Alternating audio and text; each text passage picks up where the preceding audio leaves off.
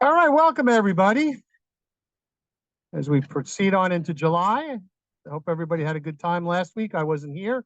I hear the four readers were amazing. I apologize for missing that one. But we're here tonight, and we're looking forward to a great, great evening. Again, I want to thank all of my Kawanian friends that are in the back there, and all the Kawanians and Oceanside Library people that are sitting at the refreshment table. We also have books for sale, so please be generous. Patrons of the art. You can be your own DeMedici, buy a poetry book. All right, so without any further ado, we're going to get started on this wonderful evening of four wonderful readers, and we're going to start off with our great friend, Vicki Iorio.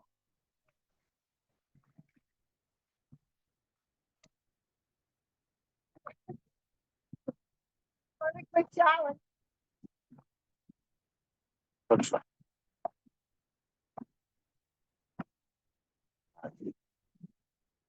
Good. Can you hear me? Okay. If you're close, then All right. Is this good? You may have to step a little closer, and I'll go. Okay. Dressing too young. My daughter is getting married. I will be a vision in a neon sequin sea.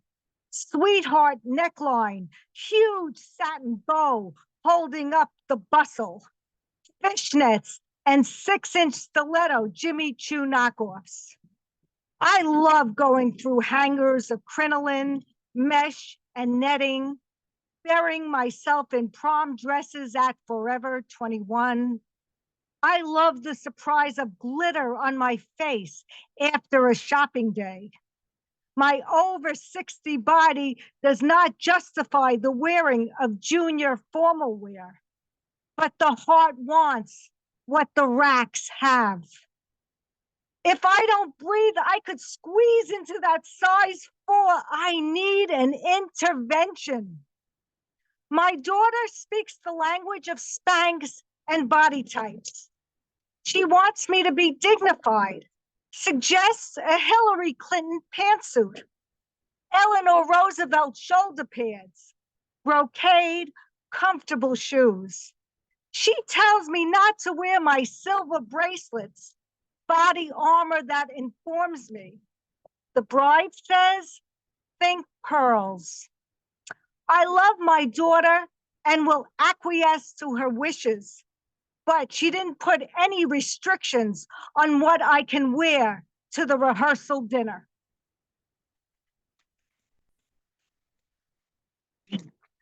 The dress. In a Soho dress store named for King Arthur's sorceress, Arthur's crypt keepers, blue streaks in their inky hair, dressed in funereal black, are the 20-something sales staff. Like Ward finding Excalibur, I find the dress to wear to my daughter's wedding.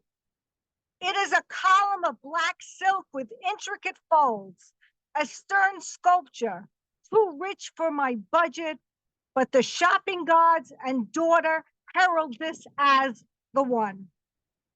I take off my sagging bra, skirt of pleather, torn stockings, vinyl ankle boots, and try on this monument. I emerge a black swan with just a little too much weight in the wings. There is a rumble from the assembly. An edict of Spanx is proclaimed. Daughter and I are sent forth to Bloomingdale's. In the intimate department, where thongs are as thin as an anorexic dash,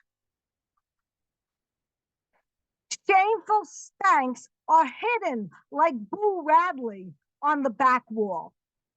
Daughter grabs me a peachy large.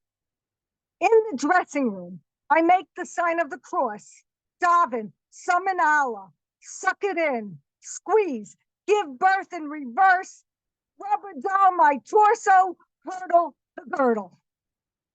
Back to Soho, spanked and ready, I slip on the dress.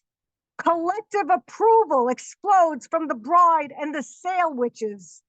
A nod from the credit card sibyls and the dress is mine.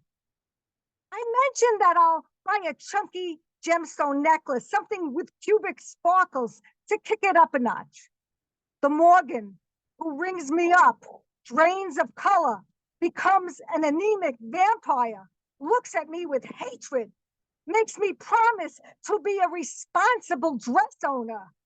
Forsake the bling, she chants in an Anglo-Saxon monotone. Let the dress be the thing. So, hello, everybody, and I'm grateful to be here.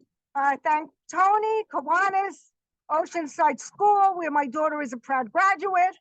So I always read this for Tony. It's called the Gazebo. There is a revival meeting in my town every Monday night from June to August at my gazebo. Monday nights in Oceanside, the old Christian hook hooks the crowd with words while little boys of summer play baseball across the fields in a Norman Rockwell idyll. Their chairs are sedated by the sprites and fairies that flit by the green, disguised as the summer breeze. Tinkerbell and dragonflies leave a dusting of inspiration. Emily Dickinson comes out of her hot attic to sit among us. America awakes and sings. There is a rapping, a seance of syntax. The coma closet opens. Slam dunk by poetry Viagra. Sleeping Beauty awakes from her long winter nap.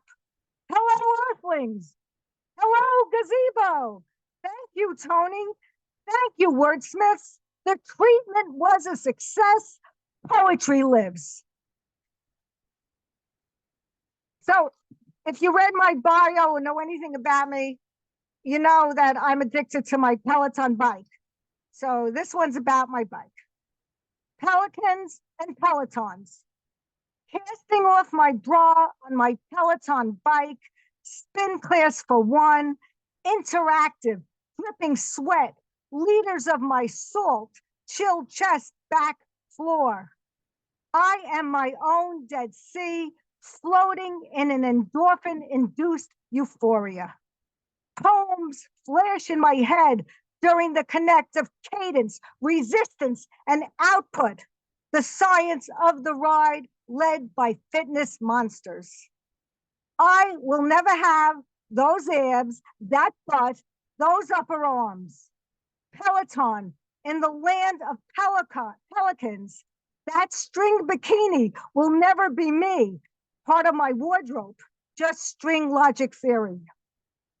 A gift from my gifted daughter on my Medicare birthday, her way to buy me time before the pelicans swoop down to feed off me. So, I know addiction's a very hard thing to overcome. And this is my poem to my favorite addiction. Ode to Vicks Vapor Rub. I have toe fungus. In a magazine for seniors, there is an in-depth article on toe fungus and the benefits of rubbing Vicks Vapor Rub deep into the nail bed. When I was young, my size 5 Tootsies were my best feature. I'd flash my come get me red toenails out of my come get me red candies, and the boys came. I still love young men, and they love me back as mama or grandma. I have exchanged my high-heeled open toes for fleece-lined mucklucks. I find solace in Walmart's wide aisles and shopping carts. I just bought another bottle of Vicks Vapor Rub, my drug of choice. I can't wait to go home and rub my feet with this eucalyptus goo. Now, I never have to buy feminine products, and prune juice remains a deep purple omen winking at me in an aisle, in a universe not so far away. I'm going to end with this. Crossing over. Wired down on 6th Avenue. Can't get across the street where Rite Aid keeps my antidepressants. I stay in my apartment on hot weekends with my medicated cocktails. I picked up Moby Dick again, my college copy, dead fish, stiff and yellow. My college lover's tongue tasted like peppermints. His major was animal husbandry. He became a dairy farmer in upstate New York. I could have been the wife of a dairy farmer. Last week, when I went to the fortune teller, she gave me back my money, closed my palm, and made the sign of the cross. I can't shake off the feeling that zombies are following me. It's the antidepressants, my therapist says. She says the new dosage will take some time to kick in. If I could get across 6th Avenue, I could start the dosage, but the wire is too big for the chronically depressed to cross over. Thank you.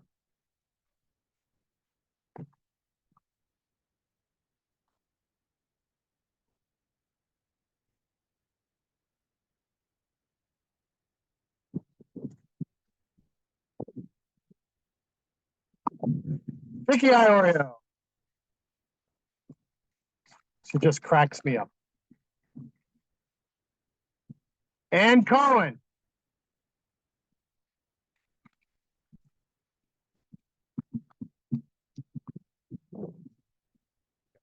I think this is good. Right. Okay, You're supposed to go far away. Okay.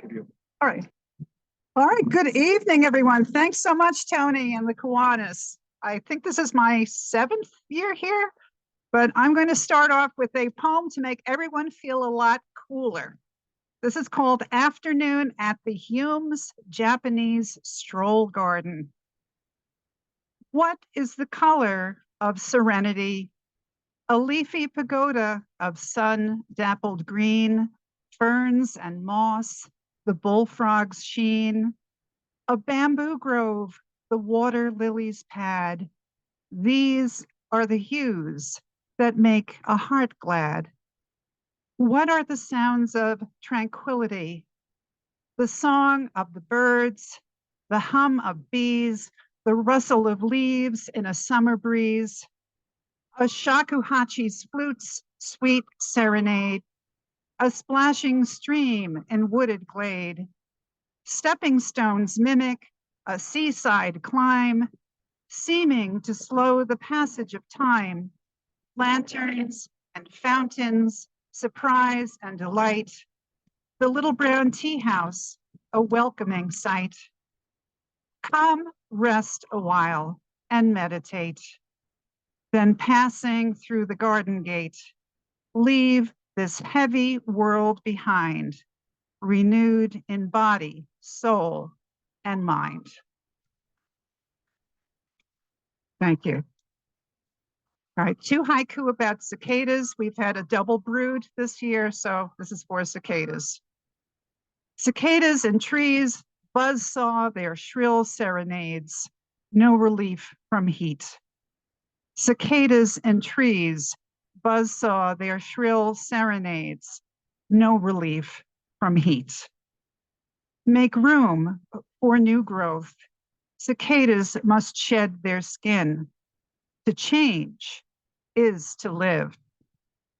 Make room for new growth. Cicadas must shed their skin. To change is to live.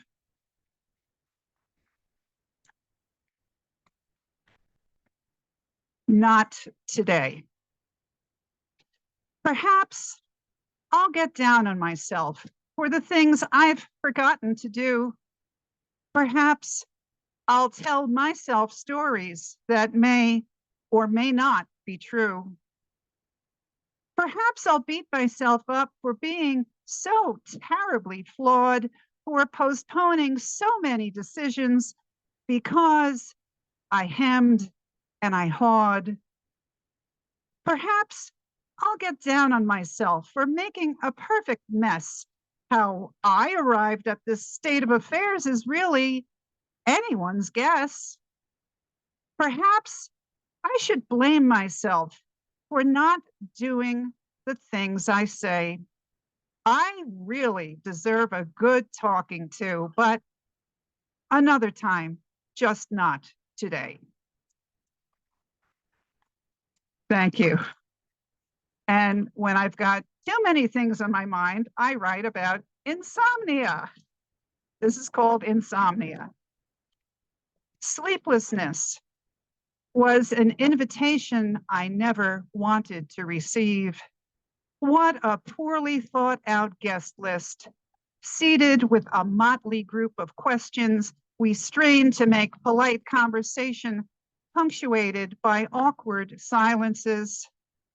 I have no intention of befriending this ragtag bunch, nor am I about to shake hands with uncertainty. Secretly glancing at my watch, I excuse myself for numerous bathroom trips. I entertain hopes that an exciting dance partner will waltz me back to dreamland.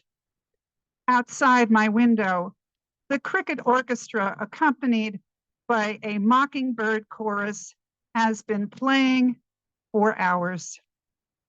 Passing garbage trucks signal dawn's arrival, mercifully closing the curtain on this nocturnal disaster. Thank you. And if you've ever dealt with red tape, annoying local government agencies, this is for you. And this poem I am dedicating to Monty Leeper, who knows exactly what I've been going through the past few months.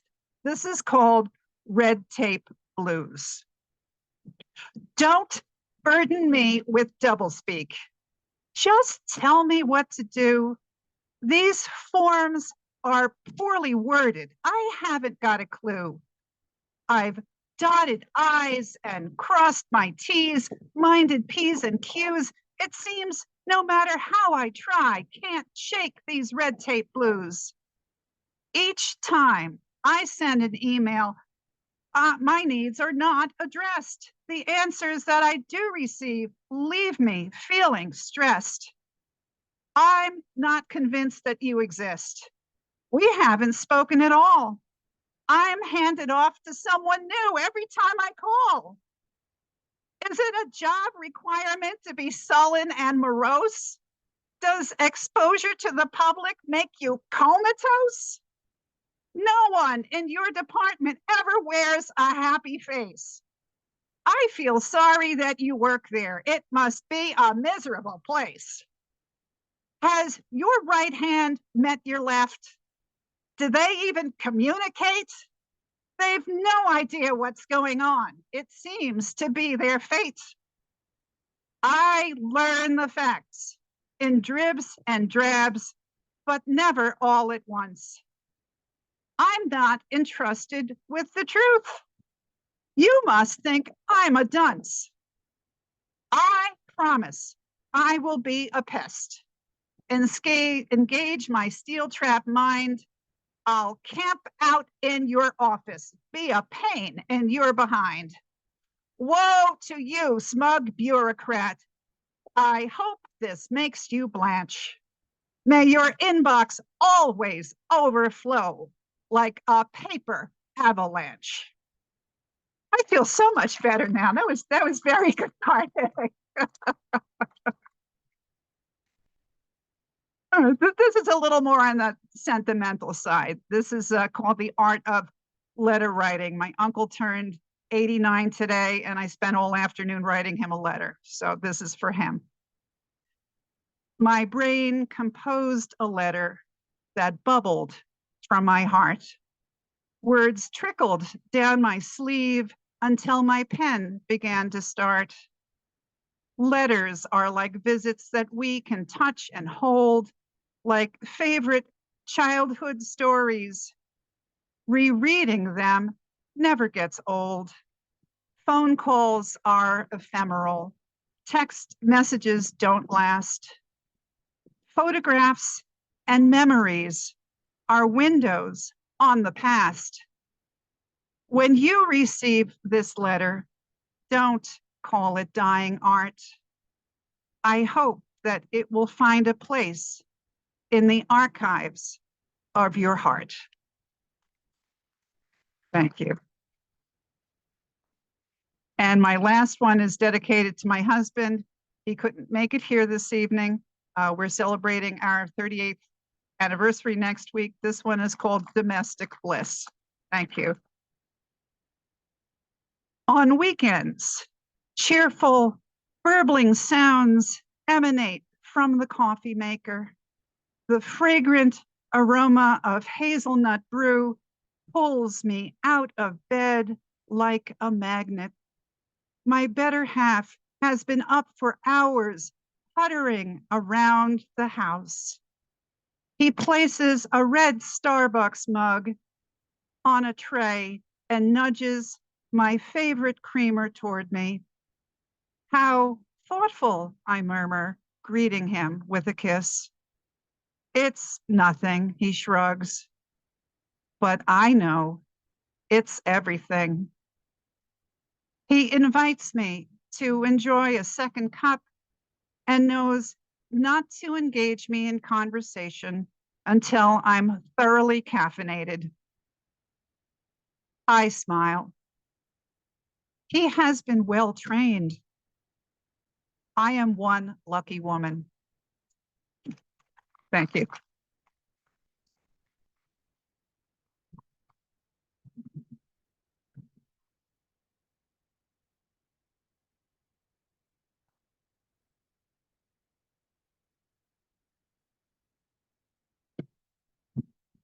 And Coen. Wonderful, absolutely wonderful. Very unusual. I have 2 readers in a row came in under time. That's a new record, I think. But thank you both for 2 wonderful readings.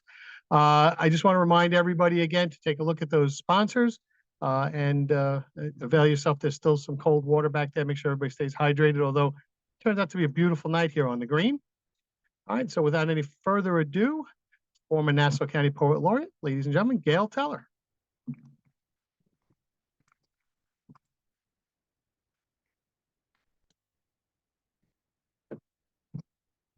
Oh, That's good.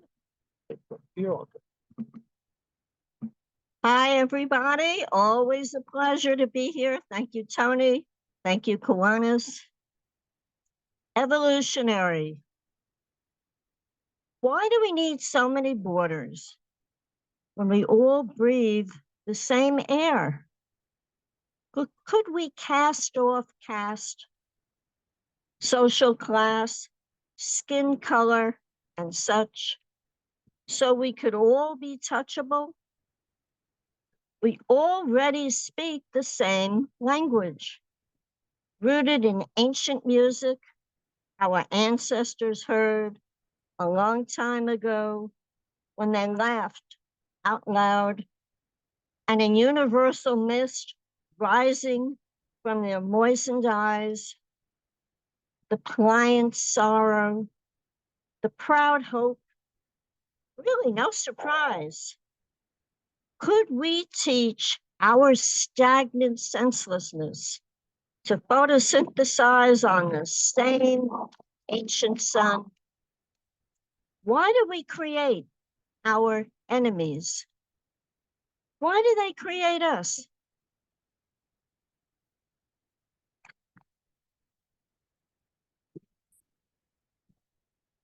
This is a tribute to my neighbors in the nestle of neighbors. When one has lived a long time in the same place, shared wakes and confetti with the same people, even a hand wave or shout out from afar or from across the driveway is enough to jar my endorphins. Hey, how was your holiday? Ate too much. Got your package. How's your toe? When's Florida? Wednesday. We'll send up some sun. A few words is all it takes. And I feel good. Joey made Northeastern, and the percussion of birds and power tools.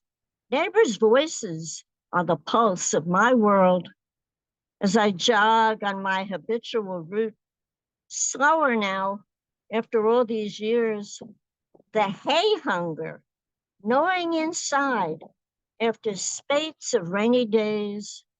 Looking good, shouts a friend on her knees in her garden. You make the reservation, I'll bring my appetite. Even in the horn of hello, there's this sense of plenty from the tutor in his drive-by, or in the cheery, how you doing?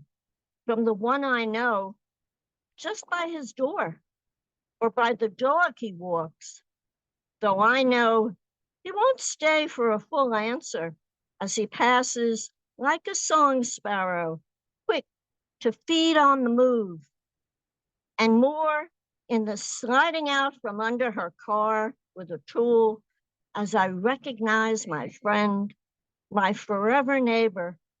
Her gift of plenty is the promise of tangible warmth as she shares her rising news in her piercing voice of her son's empowerment, and in the determination of the Naiad swim from Cuba to Florida. My neighbor, who could not walk a single step for 2 years, blows a kiss as he rises from his wheelchair, then with each step goes bucking the wild winds of his body as he hobbles his way down the street fragment of the world.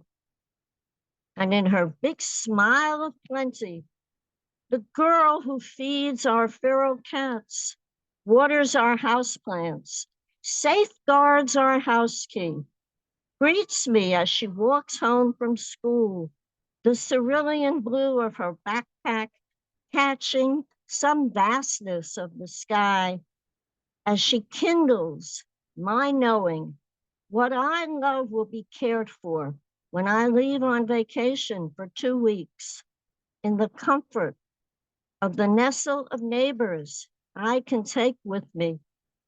I've been thinking for a long time about kinship, however shackled by war, cruelty, hatred's despairing news. I welcome these ordinary truths, the exuberant high five from a little boy. I knew you when you were in there. I point at his mommy's belly. We giggle. I welcome these familiar voices. They're bright, funny, piercing, poignant views. Each scrap of greeting made amidst other preoccupations, each chat, exchange of hellos, or simply a nod has an outsized effect of being enough. I've experienced the engines of generosity powered by simple gestures. The one neighbor erecting a wind-toppled trash bin of another, then sweeping in the strewn garbage as if his own. The gifts of transport and homemade hot soup for the one undergoing chemotherapy treatments. The power line stretching out across the street like an umbilical cord, linking the life force of one house to another during a frightening hurricane. My neighbor heaving and pushing his snowblower, lasting our walkways to the clarity of love and concern. Everyone has an understory, lots of unfinished, tangling news of life and death. We even feed on each other's unspoken words. I need this connection. The what's up from a neighbor is like the best in spring, the perennial rebirth, the delicate shoot reaching up through the cold. Thank you.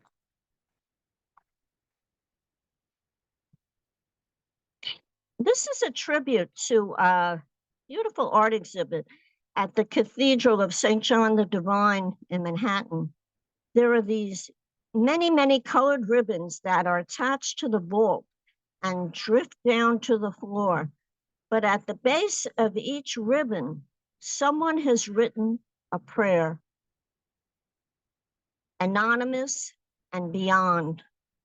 At the Cathedral Church of St. John the Divine, prayers like common shoelace caps invisibly top very long colored ribbons dangling down from the Gothic ceiling. The reds, the blues, the golds at the heart voice a cathedral window's glass stains, shimmying down the vault's overwhelming height. Each penned prayer was written by someone onto a card cut deep from the human rainbow of fears of death and loneliness, of fears of losing love and fears of finding it, of hopes for healing and holding on to one's body, for forgiveness, for the body of one's brutal thoughts, achings for a new bike, a new home, a new liver, a lost necklace, a lost dog, a lost mother, achings for a new date with an old love, for a date for the prom, for solace at work, for a covenant of meaning inside the throbbing dark. Each prayer hidden up there as in a telomere of longevity strands, shortened with each disappointment, each pain strengthened with each free-hearted seed, is silently resounding with resilience's resonance, as if inside some great ancestral pipes, echoing, survive, survive, a grand human cathedral organ, heard through the ages. I think of the prayers some launch in paper boats, sent downstream and caught up by currents unseen. And the wandering dandelion fluff or stray eyelash I caught in my hand as a child, closed my eyes upon, and wished for something to start or stop or flourish, like my parakeet flew out our open window, then puffed my biggest breath upon and hoped it would get into the heavy, cloudy heavens hovering overhead. Thank you.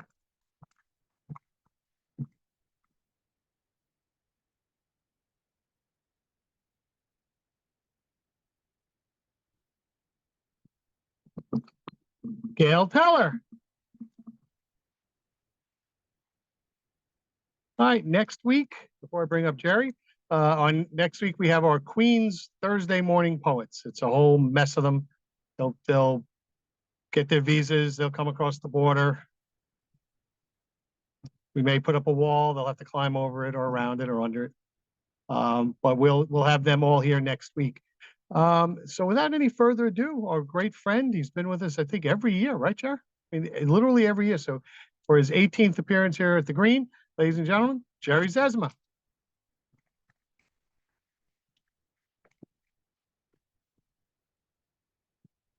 I think this will do. Will do. It's fine.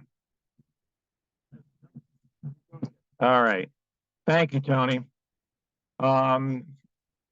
18 years, clearly a glutton for punishment. So thanks very much, Tony, for being brave enough to keep asking me back. And thanks to Kiwanis and the Friends of the Oceanside Library, too. You really probably want to have nothing to do with me, but it's too late to do anything about it now. I brought some of my recent newspaper columns. This is for good folks of a certain age. We'll see if some of you can relate to this.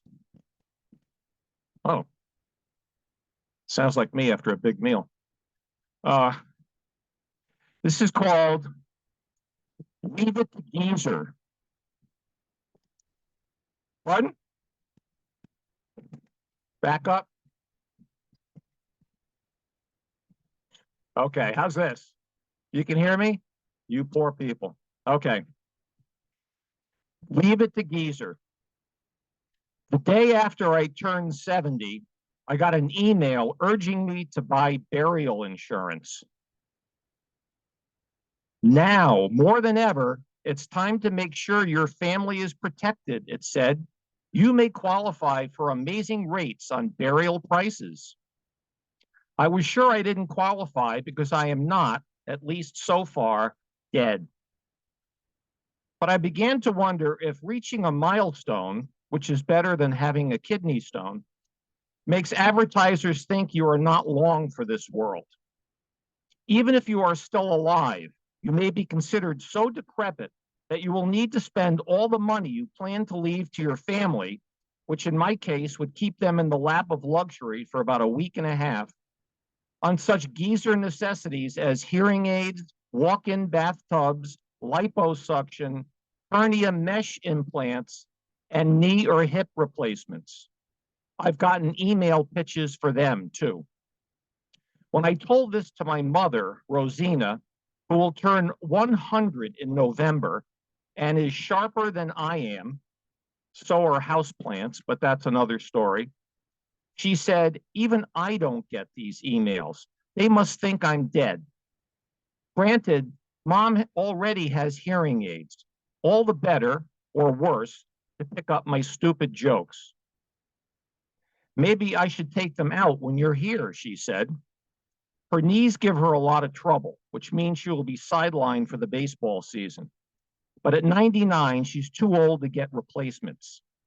I bounced back from the surgery, she said, noting that she has recovered from several broken bones in the past decade, but I don't like hospital food. So I'll use my walker and do laps around the house. I may be 70, but I'm not too old for knee replacements, I said. Do you need one? Mom asked. No, I replied. How about a brain replacement? She inquired. I haven't gotten any offers, I said. Keep checking your mail, Mom said. It would be worth the money. My wife, Sue, who is my age, agreed. You could probably use one, she said. Since we're about to begin a bathroom renovation, I asked Sue if she wanted a walk-in bathtub. No, she said. What am I, 90? Sue also said she gets emails about burial insurance and knee replacements. They must think I'm old, said Sue, who is very youthful. I admit that we should consider getting hearing aids because we frequently can't make out what the other one is saying. You don't listen to a word I say, Sue will say. I know she says this because every once in a while I am actually listening. Other times, Sue will start to say something while she is walking away. When I don't respond, she will say that I am not paying attention. If I do respond, she will say that she was talking to herself. When I say something, it's usually not worth listening to. And when we are watching TV, one of us will ask the other to turn up the volume. Alarming fact. More than 48 million Americans hear so poorly that their quality of life significantly suffers as a result, one hearing aid ad claims. I hear what they're saying, but I'm going to pass up this tempting offer. In fact, I'm going to ignore all the other email pitches I've been getting since I turned 70. Let's print them out, dig a hole in the backyard, and dump them in, I told Sue. Then those annoying companies could pay us for burial insurance.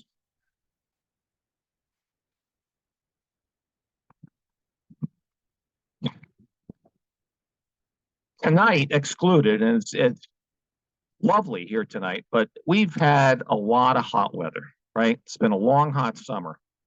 So this, which I just wrote, is called the Air apparent. I like to think I'm hot. I like to think I'm cool, too.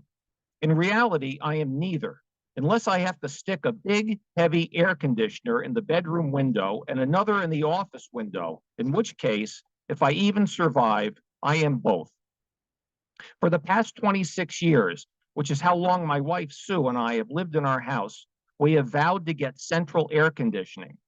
And every year, when the place starts to feel like a sauna, and I feel like sitting around in a towel, which really gets Sue steamed, I have had to lug not one, but two bulky air conditioners upstairs and install them in the corresponding windows without having a heart attack, throwing my back out, or rupturing a vital organ.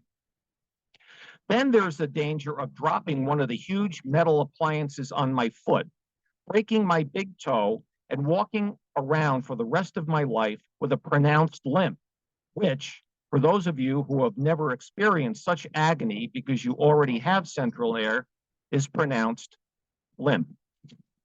In the past few years, I have had to get help from both our son-in-law and our contractor, for which I am relieved, grateful, and, most important, alive. But now that I am 70, an age at which dragging a garbage can to the curb is a health hazard, I figured it was stupid, even by my low standards, to still be dealing with air conditioners. So we contacted Adam Harris, an equipment specialist for our home heating company, to come over, size up the joint, and help us select a central air conditioning system at a price reasonable enough to be paid in, that's right, cold cash. Will central air offset my hot air, I asked. Yes, Adam assured me, but the system may have to work pretty hard. I hope it doesn't overheat, I said. Don't worry, it won't, said Adam, who went room by room, downstairs and upstairs, to measure the square footage, look in closets, and check out the attic.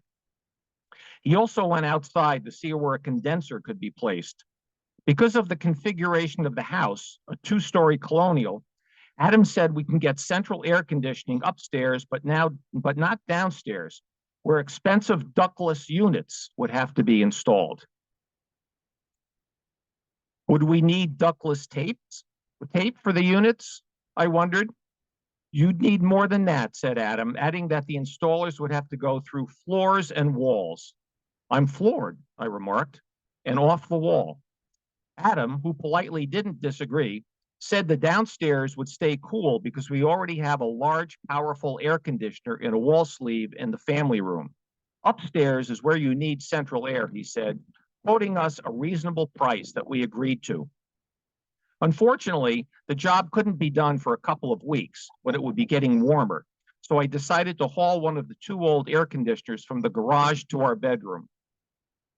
I have a hunch I'll end up like Quasimodo, I told Sue as he breathlessly carried the unit step by step, inch by inch, through the house and up the stairs.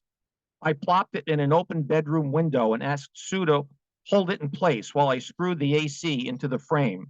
Then I pulled out the worn and torn accordion side panels and screwed them into the frame too. Sue stuffed the gaps with sticky strips of foam rubber so bugs the size of chihuahuas couldn't get in. She plugged the unit in and turned it on. It still works, Sue exclaimed. That held us over until the day our central air conditioning system was finally installed. We should have done this a long time ago, said Sue. I agreed. I may not be so hot anymore, I said, but I'm still pretty cool.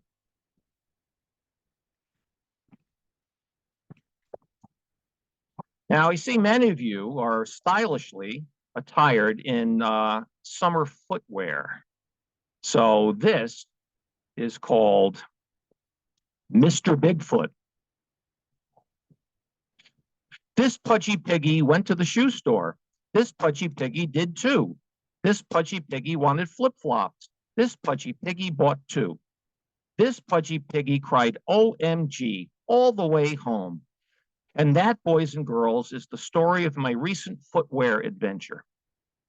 It all began when my wife, Sue, said it was time for me to get a new pair of flip-flops because the ones I had been wearing for approximately the past decade were beginning to disintegrate. I flip-flopped in rubbery comfort at the beach, the pool, and around the house. I even ran errands and threw out the garbage in my airy size 11s, though I sometimes stubbed my big toe and let loose with so many F words, feet, footwear, and of course, flip-flops, that the neighbors shut their windows and locked the doors. Still, it was time to treat my tender tootsies to a new pair of slides. I had referred to these light shoes as flip-flops, but my grandchildren, who were up on footwear fashion, set me straight. Flip-flops, they informed me, have a Y-shaped strap with a little divider that goes between the big and second toes. I remember wearing them when I was their age. I also remember that they hurt like hell. Slides have a vamp strap with no divider and are much more comfortable. That's what I was looking for when I went with Sue to the shoe store, where I also was looking for a pair of sneakers.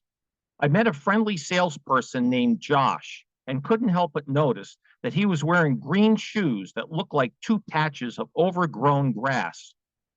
They were more luxuriant than my front lawn. They're air fleas, Josh explained, adding that the style is called Cactus Plant Flea Market. You can get them online, he said. Don't you dare order them, Sue told me. Why not? I said. Then I can tell people I have fleas. Instead, I asked Josh about sneakers, size 11, wide, which would probably fit Sasquatch, and he promptly found a box containing a pair of the kind I was looking for. I tried them on, and they fit like gloves. Maybe I should wear them on my hands, I told Sue. Then I asked Josh about slides. I don't think size 11 will fit you, he said. They're cut narrow. He went in the back and brought out 3 pairs, sizes 11, 12, and 13. I took off my socks, exposing what Sue calls the ugliest feet on earth, and tried them on. The first cut off blood flow in my instep. The second felt better, but my toes hung over the front edge. The third was just right. I'm actually size 13, I marveled. In slides, yes, Josh answered. I hope I don't need a boating license, I said. The next day, Sue and I went to a pool club with 2 of our granddaughters. I like your slides, Poppy, said the older one, who was 11, but mine, she pointed out, are black. Hers, which are new too, are nicer because they have sparkles. Your feet are really big, added her sister, who was 7. Her new slides have colorful flowers. Then I visited my 3 youngest grandchildren, a boy, 7, and his twin siblings, a girl and a boy, almost 5, who saw my new slides. They're like dinosaur tracks, remarked the 7-year-old, who wants to be a paleontologist when he grows up. His little brother put on my slides and started clomping around the house. Are those yours? I asked. Yes, he said with a giggle. They're about 12 sizes too big, I estimated. His twin sister looked at my plain black slides with the Nike logo and said, mine have rainbows. And that's why my pudgy piggies cried OMG all the way home. I see Tony isn't over here. Is there time for, 48 more? No. All right. You know what? I'm gonna let you good folks decide between going for a stress test or being put on a Mediterranean diet. Which one do you think? Stress test or diet? Diet. Okay. All righty. This one is called Veggies to Diet For. Since my cardiologist put me on a Mediterranean diet, I have been looking forward to a daily meal of spaghetti and meatballs or a few slices of pepperoni pizza. Instead, I get the uneasy feeling I will be eating prodigious quantities of another Italian-sounding food, zucchini. To put it mildly, I am not a fan of zucchini or squash of any kind, nor, for that matter, do I like most vegetables. They're good for you, said Dr. Rohit Maini. and they are an important part of a Mediterranean diet. I can't afford to go to Italy every day, I told him. You don't have to, Dr. Maney replied, but if you do, send me a postcard. What else is good for me, I asked. Legumes, fish, fruit, eggs, and white meat, the doctor said. White meat tastes like chicken, I noted. It does, Dr. Maney said, but it shouldn't be fried. Remove the skin. It's bad for you. So are processed foods. Like what? I inquired. Cold cuts, the doctor said. Too late, I countered. I'm already full of baloney. Is your wife in charge of meals? Dr. Maney wondered. Yes, I responded. She's a great cook, and she has kept me alive and healthy for the past 46 years. Good, he said. Tell her to keep it up. Bon appetit. When I told Sue what Dr. Maney told me, she said, you're already on a Mediterranean diet. Is that why you insist on feeding me so many vegetables? I asked. Yes, Sue said. In fact, you're having broccoli tonight. She has already made certain concessions, such as not buying cold cuts anymore. And she doesn't serve red meat too often. At my request, she has cut back on buying snacks like popcorn and instead buys almonds. I'm nuts about them, I said. But I have some questions that even science can't seem to answer, such as, whited eggs used to be good for you, then were considered bad, but now are good again. I don't know, Sue admitted. I don't know either, which is why every Saturday morning I make myself a big breakfast consisting of 2 eggs, scrambled or sunny side up, and 3 sausage links. Sausage supposedly isn't good for me because of the cholesterol. Oh God, the cops caught up with me finally. I'm going to get 18 years in prison for this. Sausage supposedly isn't good for me because of the cholesterol, but eggs can raise cholesterol and they're okay to have again. Go figure. It's the same with one of my favorite meals, hot dogs and beans, which Sue frequently makes. Beans are good for you, Sue said. Hot dogs aren't. I guess it makes for a balanced meal, I said. I like fish, except those that have no taste, which is most of them, unless they have been smothered in teriyaki sauce, or those that have supposedly been filleted but still have little bones that end up getting stuck in my teeth.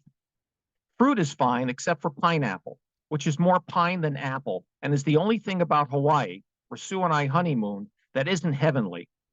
Pineapple is in almost everything there, including, I think, toothpaste. That brings me back to vegetables. I actually don't hate most of them. The ones I like are asparagus, red and green peppers, and string beans. Eggplant is okay too. Then there is broccoli, which Sue serves often because of its nutritional value. It's not really so bad unless it's served with skinless chicken. Same goes for cauliflower, which is broccoli's cousin twice removed. Sometimes I think it should be. The vegetable I really detest is squash, which is what I would like to do to it. You'll eat squash if I disguise it, Sue said. With what? A mask? I asked. I'll put cheese and hot sauce on it, she said, or I can grill it. You mean it has to be incinerated to make it palatable? I said, your choice, Sue said, but you are going to eat it. I suppose it's part of my Mediterranean diet, I conceded. But this weekend, so you don't have to cook, let's send out for pizza. You're still seated. Huh? Okay. Another one? Oh my goodness. Well, all right. We'll put this to a vote. Well, what was the stress test? Technology. Washing windows. Okay, technology or the stress test? Technology. Technology. Raise your hand if you want technology. I'm bad at math, which is why I became a writer. 1, 2, 3, 4. Technology and stress test. It's a tie. Huh? Okay.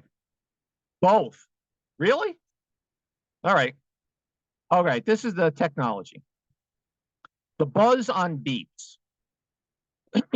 If left to my own devices, the phone, the computer, the washing machine, the dryer, the dishwasher, the house alarm, the microwave, the doorbell camera, and even Alexa, digital voice assistant, I would run them all over with my car because they won't stop beeping. But then the car would start beeping, and I would have to abandon the idea of silencing my inanimate tormentors and simply surrender to their incessant electronic nagging. That's what I did when my cell phone erupted in a brief burst of beeping during the recent test of the emergency alert system. Like millions of other Americans, I was warned about the test and worried it would be so maddening that I would be unable to call for help because, of course, the phone was beeping. That it wasn't so bad meant I have accepted the sad fact that I am being bombarded daily with beeps, buzzes, rings, dings, and other annoying noises. Not a moment goes by that some device or appliance doesn't go off. The phone is the worst offender. I am now convinced that Alexander Graham Bell should have been arrested for disturbing the peace and incarcerated in a cell with, yes, a cell phone that beeped and dinged so much that he had to call his assistant, Thomas Watson, and cry, "Watson, come here. I want you to make it stop." To which Watson would reply, "Text me," and then hang up. Bell would be both amazed and distressed by the fact that his invention is seldom used for talking anymore. If you want to call someone, you have to send a text, which entails typing a message. This happens so often that humans will soon be extinct because our opposable thumbs, the reason for our advanced development, will fall off. At least we will no longer be subjected to our phones dinging with texts or beeping with irritating ringtones. For now, however, we have to endure the seemingly endless auditory intrusions. And putting the phone on silent mode does little to alleviate the problem because you can still hear it vibrate, which makes the whole thing a moot point. What'd you expect? He keeps inviting me back. But the phone isn't the only guilty party. Our washing machine plays a little jingle when the laundry is done. Here it is. Do do do do do do do do do do do do do do do. And that's just the first part. After the second part, there is a pause, followed by the grand finale. Do do do. Not to be outdone, the dryer regales us with an electronic song I called Dryer Beware, because it goes off when I am watching TV and am tempted to stop into the laundry room and kick the stupid thing to death. The dishwasher is no better. It beeps when you turn it on and it plays its own song when the dishes are done. It also beeps if you accidentally lean against it. This happens even when it's not running. Then there is the car. It beeps until I have put on my seatbelt. It beeps when I back up. It beeps when something, a car, a bird, a falling leaf, is approaching. It beeps when my left front tire goes exactly 1 millimeter onto a road stripe while I am changing lanes. It beeps when I turn off the car, and it beeps when I lock the vehicle. If I don't, it will beep. Then it will beep again when I get back in the car and start the whole routine over again. I would drive the car off a cliff, but A, there are no cliffs where I live, and B, I would be in it. Other machines and gadgets have added to the relentless assault. The only answer is to set fire to the house and destroy them all. With my luck, the smoke alarm will be the only device that doesn't work. That's it. Thank you so much. Since last year, I've written another book because no one has stopped me. It's called The Good Humor Man, and it's back there. Thank you.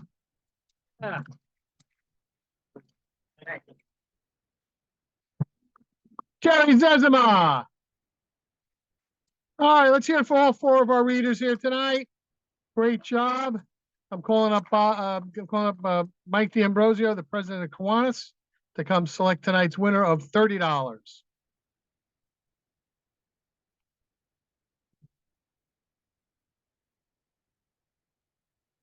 You can get on the side of the mic. I've never known you to be afraid of a mic. The winner is Hauser, Hauser. There we go. Thank you, sir. No, we take it. They get put in the thing. You ever been here before? This is they go into the thing again. All right. McCoy wins nothing tonight, but gets put into the August. Paula Kersey. Jerry Zezima, you got a chance to win a big bucks in August. Nothing tonight. And Coen. All right. Thank you, everybody. Thank you so much. We'll see you next Monday here at the Green.